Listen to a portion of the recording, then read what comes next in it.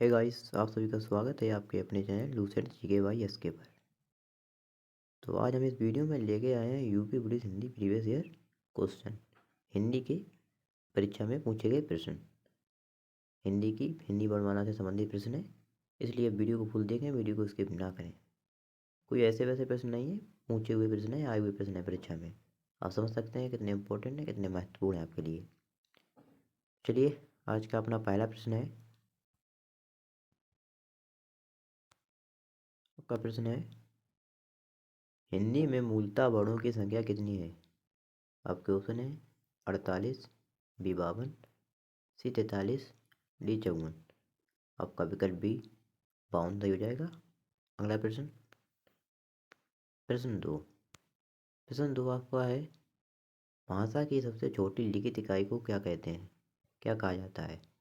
भाषा की सबसे छोटी लिखित इकाई कौन सी है? आपके ऑप्शन है ए वर्ड, बी ध्वनि, सी उच्चारण, डी शब्द। आपका सही आंसर हो जाएगा ए वर्ड।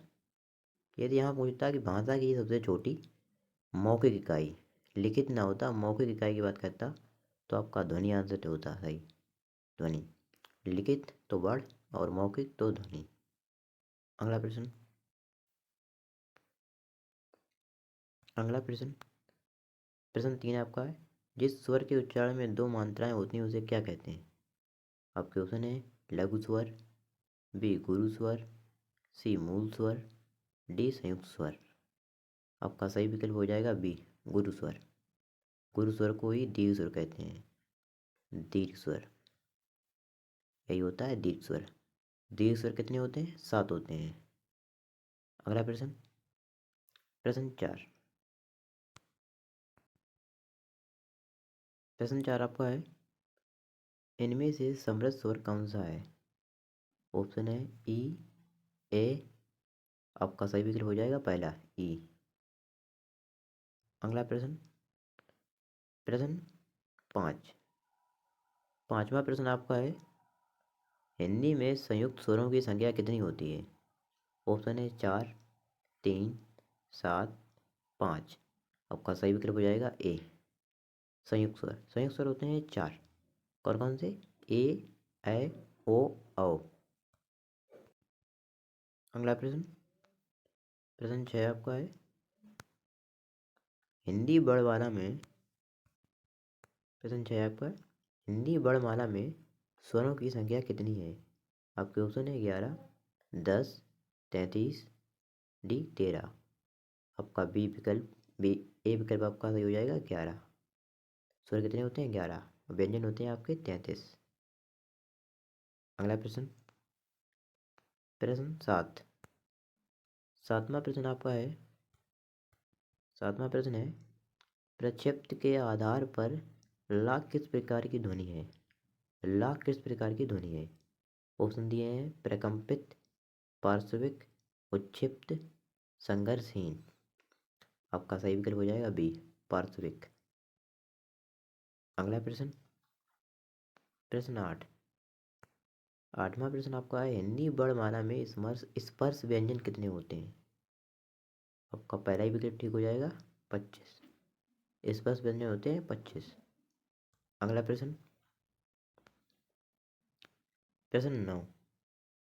प्रश्न 9 आपका है, विश्व हिंदी सचिवालय कहाँ है? ऑप्शन है मॉरिशस, बी जर्मनी, सी भारत, डी नेपाल।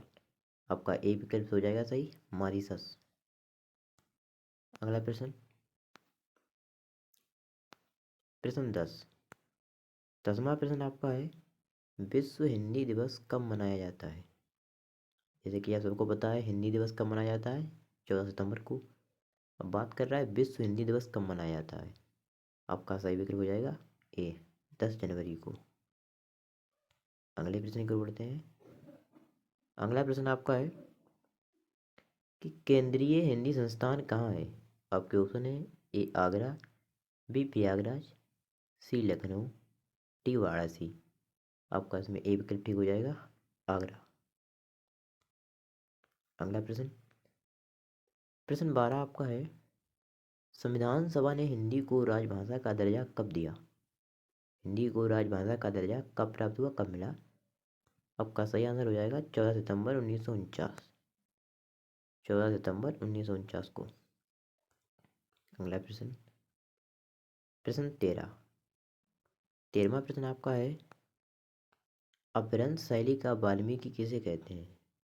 ऑप्शन है स्वयंभू को, तुलसीदास जी को, आचार्य रामचंद्र शुक्ल को, हजारी प्रसाद द्विवेदी को। आपका ए विकल्प ठीक हो जाएगा, स्वयंभू को। स्वयंभू को अपभ्रंश शैली का वाल्मीकि कहा जाता है। अगला प्रश्न, प्रश्न 14 आपका है, जो ध्वनियाँ न स्वर हैं और न व्यंजन, उन्हें क्या कहते हैं? ऑप्शन है अयोग्य बहा, अस्वर, स्वर व्यंजन, अस्वर व्यंजन। आपका विकल्प हो जाएगा ए, अयोग्य बहा। न स्वर है न व्यंजन, कौन कौन से हो जाएंगे ये? यदि हम कहते हैं अंग और आहा, ये होते हैं अयोग्य बहा। इसे आपके ये योग बहा दो हो जाएंगे, अंग और आहा, इन्हें कहते हैं योग बहा। इसका क्या नाम है अंग का? इसका नाम है अनुस्वार। अनुस्वार, इसे क्या कहते हैं? विसर्ग। विसर्ग। चलिए अगला क्वेश्चन। अगला क्वेश्चन आपका है 15। 15 क्वेश्चन है, इनमें से संयुक्त व्यंजन का उदाहरण है? ऑप्शन है आ, बी ई, सी कस, डी इंग्या। इसमें आपका सही विकल्प हो जाएगा सी, कसा, जिसे हम छतरी कहते हैं। इसका सही रूप जो सही उत्पाद होती है छतरी ने, उसे कहते हैं कसा, क्योंकि किससे मिलकर बना है? ये मिलकर बना है का और सा से। इसका नाम होता है कसा। छतरी कहते हैं, कसत्री होता है, कसत्री, ना कि छतरी। अगला प्रश्न, प्रश्न 16। इनमें से कौन से व्यंजन अंतस्थ व्यंजन हैं? ऑप्शन है यार अलावा, सही उत्तर आपका हो जाएगा यार अलावा। अंतस्थ व्यंजन होते हैं 4, यार अलावा। अगला प्रश्न, प्रश्न 17। 17 प्रश्न आपका है, इनमें से किसका उच्चारण कंठ से है? पहला ऑप्शन है ए गा, बी टा, सी ता, डी पा। आप खुद देख सकते हैं किसका उच्चारण कंठ से निकल रहा है, गा, गा। आपका विकल्प हो जाएगा गा, ए विकल्प ठीक हो जाएगा आपका। अगला प्रश्न, प्रश्न 18। 18वां प्रश्न आपका है, सा का उच्चारण स्थान कहाँ से है? सा का उच्चारण स्थान, ऑप्शन है तालु, बी कंठ, सी दंत, डी मूर्धा। आपका सही विकल्प हो जाएगा ए तालु से। अगला प्रश्न 19। 19वां प्रश्न आपका है, नासिकन्य व्यंजन का उदाहरण है? ए माँ, बी का, सी टा, डी या। आपका सही विकल्प हो जाएगा ए माँ। नासिकन्य व्यंजन का उदाहरण है माँ। अगला प्रश्न, प्रश्न 20।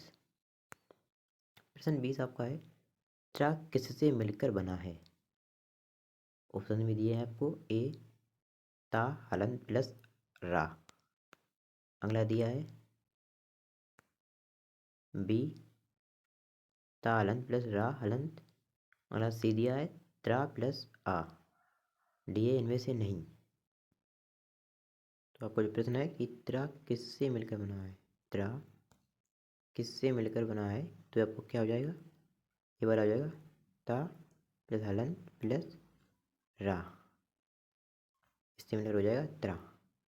इस प्रकार से मैंने बताया था आपको, जो कसा ये वाला छतरी वाला होता है, ये किसके मिलकर बना था? का हलंत प्लस सा। ठीक है। अगला प्रश्न, अगला प्रश्न, अगला प्रश्न आपका है 21। हिंदी में अल्पप्राण वर्णों की संख्या कितनी है? ऑप्शन है 30, 31, 25, 33। अधिकतर लोग 30 कह देते हैं, लेकिन इसका सही आंसर हो जाएगा आपका 31। हिंदी में अल्पप्राण वर्णों की संख्या हो जाएगी 31। चलिए आपका ये अंतिम प्रश्न था। आई होप आप सभी को वीडियो अच्छी लगी हो। कृपया यदि वीडियो अच्छी लगी हो तो कृपया करिए वीडियो को लाइक कर दें, चैनल को सब्सक्राइब कर दें। मिलते हैं अगली वीडियो में, तब तक के लिए धन्यवाद। Thanks for watching.